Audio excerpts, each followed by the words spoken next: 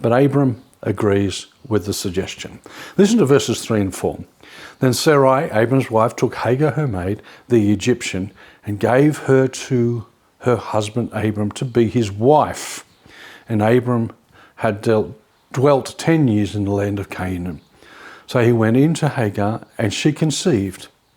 And when she saw that she had conceived, her mistress became despised in her eyes. Okay, you're getting this? All of a sudden Hagar has a child, is pregnant, and she's saying, hey, look, I'm better than you. Yeah. But it's Sarai's idea, isn't it? They each act according to their own belief. Technically, Abram didn't actually marry Hagar, but he acted towards her as a man and wife. Yeah. And it says there that Abram had dwelt 10 years in the land. In other words, he'd been sitting on this promise for 10 years and nothing was going on. So this is building the concept of, hey, there's a whole lot of frustration here. A whole lot of frustration. And 10 years is a long time to wait for a promise from God. It's a long time to wait for a promise from anybody. The whole practice of surrogate parentage was really common in the ancient world and may have been acceptable to God on other occasions. We don't know. But it wasn't acceptable for Abram, the friend of God, the man of faith, in this circumstance. God had a different path. Yeah. Even though Abram and Sarah were discouraged enough that they approached the problem of having no children by leaving God out of the matter, and that's basically what happened. Sarai decided to make the decision herself, and she didn't consult God.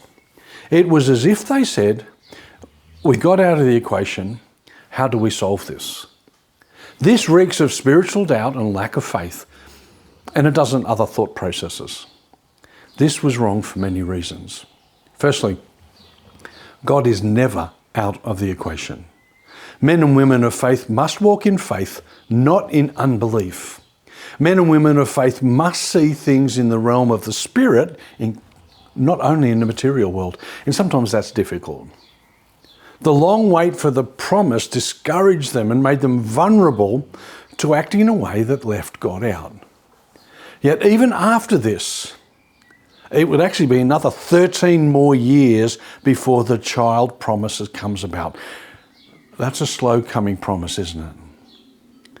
When we impatiently try to fill God's promises in our own effort, it accomplishes nothing and may even prolong the time until the promise is fulfilled. Jacob had to live as an exile for 25 years because he thought he had an arrangement of God's promise to get his father's blessing. Moses had to tend sheep for 40 years in the desert after he tried to arrange the fulfillment of God's promise by murdering an Egyptian. I won't ask for examples from you, nor will I give my own examples, but you do get the point. It's much better to receive God's help than to try and help him with our own wisdom. But notice it says, so he went into Hagar, and she conceived. Abraham certainly acted according to his own power, his own wisdom, and let me say his own lust as well probably, when he agreed to inseminate Hagar and did not trust God's ability to provide an heir through Sarai. But this wasn't a matter of romance. According to some of the customs of the day, Sarah would have been in the room or in the tent to show intent to adopt the child. That seems a bit freaky to me. We understand this from a similar occasion using a surrogate mother in the case of Rachel giving Bilhah to Jacob and Rachel when Rachel was barren. In that context, in Genesis 30 verse 3, it says, here is my maid Bilhah. Go into her, and she shall bear a child on my knees, that I may have children by her.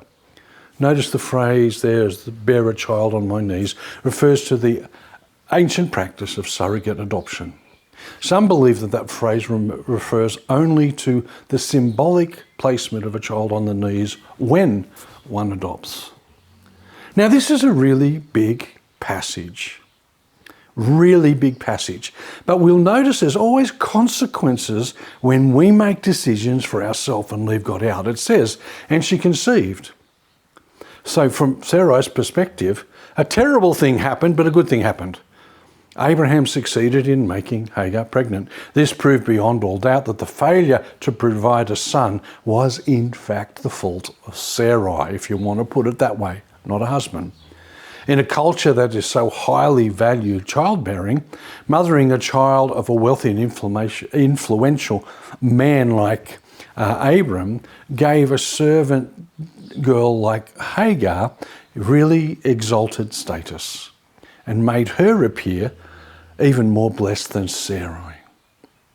This is a good reminder that results are not enough to justify what we do before God.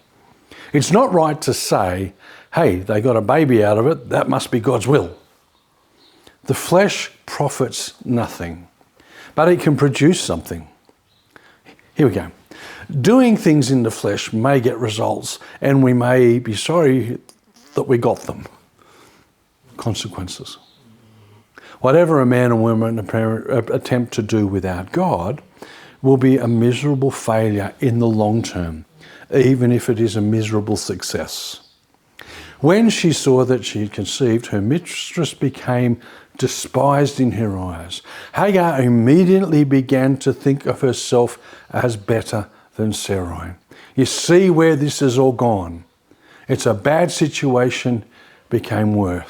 Then Sarah said to Abram, my wrong be upon you. I gave my maid into your embrace, and when she saw that she had conceived, I became despised in her eyes.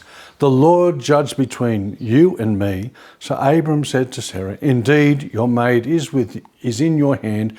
Do to her as you please. And when Sarah dealt harshly with her, she fled from her presence. Wow. All of a sudden she said, I did the wrong thing. She set all this up. Notice this. Sarai set all this up, and she seemed to blame the whole thing on Abraham, and for good cause. He should have said no. He should have acted as a spiritual leader and told his wife that God was able to perform what he promised. They didn't need to try and perform God's promise by disobeying him and relying on man and wife's thought processes and wisdom. It says there, I became despised in her eyes. Hagar's contempt for Sarai started the problem. She couldn't resist but display inappropriate haughtiness, if you want to put it that way, thinking her pregnancy somehow showed her to be better than Sarai. This is a pretty slack kind of attitude when you think about it. Indeed, your maid is in your hand. Do to her as you please, is how Abram responds. Not much leadership there, if you notice. He seems to make the bad situation worse by turning the situation over to Sarai and not taking care of the child he was now father to.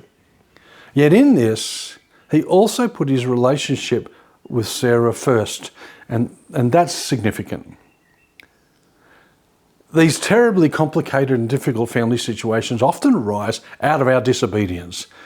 And all things considered, it is much easier to live in trusting in an obedient life with God than it is for us to stuff it all up like this. Let's be realistic. God wants to spare us from these complications and difficulties. When Sarah dealt harshly with her, she fled from her presence. Sarai's cruelty collided with Hagar's pride. And all Hagar could think about doing was running away. Even with nowhere to go, she fled from her presence. Now, here's the thing. She probably decided to head back to Egypt. Now, we're going to leave it there. Short one this week, because next week we're going to talk about what she does when she fled. Okay, bless you.